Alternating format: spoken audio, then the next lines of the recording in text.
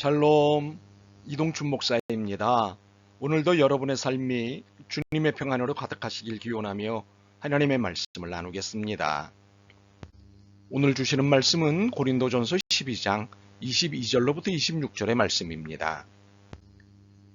그뿐 아니라 더 약하게 보이는 몸의 지체가 도리어 요긴하고 우리가 몸에 덜 귀히 여기는 그것들을 더욱 귀한 것들로 입혀주며 우리의 아름답지 못한 지체는 더욱 아름다운 것을 얻느니라.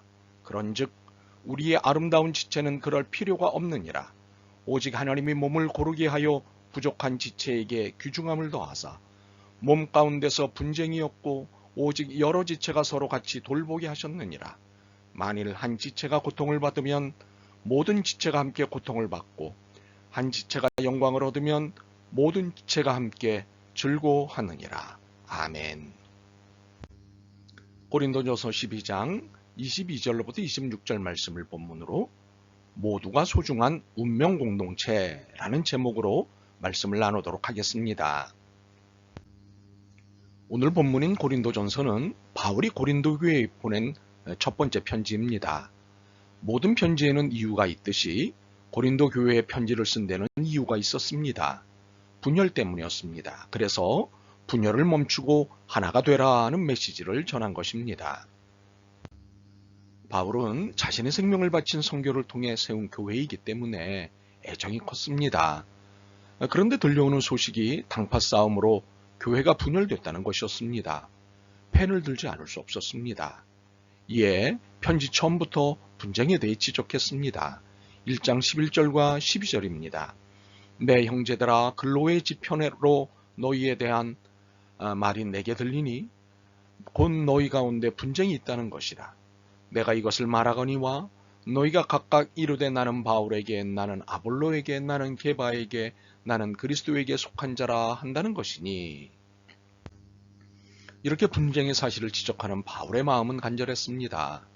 형제들아 내가 우리 주 예수 그리스도의 이름으로 너희를 권하노니 모두가 같은 말을 하고 너희 가운데 분쟁이 없이 같은 마음과 같은 뜻으로 온전히 합하라.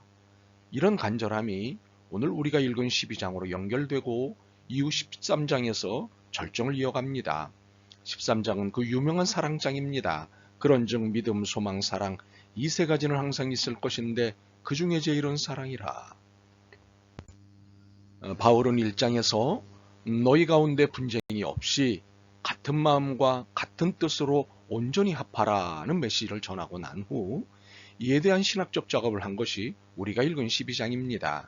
그리고 13장을 통해서는 사랑의 개념을 담은 메시지로 지원합니다. 그런데 우리는 이 즈음에 궁금함을 하나 해결하고 가야 합니다. 그것은 이 본문이 그리스도인들에게 국한된 지침이 아니냐는 것에 대해서입니다. 충분히 그렇게 볼 수 있습니다. 교회의 분쟁을 끝내라고 하면서 신학적 권면을 했기 때문입니다. 그러나 그리스도인들의 한해 말씀하신 것은 소금과 빛의 삶을 살라는 등과 같은 경우입니다. 그러므로 이 말씀은 그리스도인을 포함한 모든 사람에게 하신 말씀입니다. 이처럼 믿지 않는 사람들에게 귀감을 주는, 감동을 주는 삶을 권하실 때 외에는 모든 말씀이 신앙 유무와 상관없이 모두에게 해당하는 말씀입니다. 이유가 무엇일까요? 본질적으로 모두가 그리스도 안에 있기 때문입니다. 현재의 신앙의 유무 그리고 신앙의 상태에 상관없이 모두가 그리스도의 구속의 은총 아래 있기 때문입니다. 이는 요한복음 3장 16절이 결정적입니다. 하나님이 세상을 이처럼 사랑하사 독생자를 주셨으니 이는 그를 믿는 자마다 멸망하지 않고 영생을 얻게 하려 하심이라. 세상 모두를 사랑하시는 하나님이십니다. 하나님의 사랑은 신앙의 유무와 상관없습니다. 모두를 사랑하십니다. 그러므로 12장의 지체론은 모두에게 해당되는 지체론입니다. 모두가 하나다고 말씀하시는 것입니다. 하나님의 창조물인 모든 피조물들은 하나님의 통치하에 모두 하나입니다. 모두가 지체입니다. 그래서 운명 공동체입니다. 본문은 운명 공동체의 상태를 매우 실감나게 묘사하고 있습니다. 26절에 보시면 하나가 아프면 모두가 아프다. 이보다 적합한 묘사가 있을까 싶습니다. 그러니 어느 지체라도 무시할 수 있는 지체는 없다는 말씀입니다. 그러니 어느 지체도 무시해서는 안 된다는 말씀입니다. 어느 피조물도 무시하지 말라는 말씀입니다. 또한 본문의 표현에 의하면 더 약해 보이고 덜 귀히 여기는 것들이 오히려 더 요긴하고 더욱 귀하다는 것입니다. 이것이 의미하는 바는 분명합니다. 어느 것이라도 무시하는 순간 가장 요긴하고 귀한 것을 잃게 된다는 것입니다. 결정적인 잘못을 저지르는 것이 된다는 말씀입니다. 세계화 이전까지만 해도 우리는 193개국에서 각각 살고 있는 줄 알았습니다. 마치 193개의 배에 각각 살고 있다고 생각했습니다. 그래서 각 배마다 선장과 선원이 있고 193개의 배들이 충돌하지 않기 위한 규칙들이 있었습니다. 이것이 과거의 국제 질서였습니다. 그렇지만 세계화로 인해서 전 세계는 점점 작아졌습니다. 그런데 코로나19를 겪으면서 더 작아지는 것을 경험하였습니다. 이것이 의미하는 바가 무엇일까요? 지구에 살고 있는 78억 명이 더 이상 193개의 배에 살고 있는 게 아니라 하나의 배에 타고 193개의 캐비닛에 살고 있다는 것을 새삼 깨닫게 된 것입니다. 한마디로 인류는 운명 공동체라는 것을 깨닫게 된 것입니다. 그런데 국제사회에는 매우 모순적인 일이 발생하고 있습니다. 지금 미국과 러시아 그리고 중국이 갈등하며 서로 싸우고 있습니다. 국제사회에서 서로 주도권을 잡겠다고 서로 싸우는 상황이 대두되고 있습니다. 이것은 참으로 모순입니다.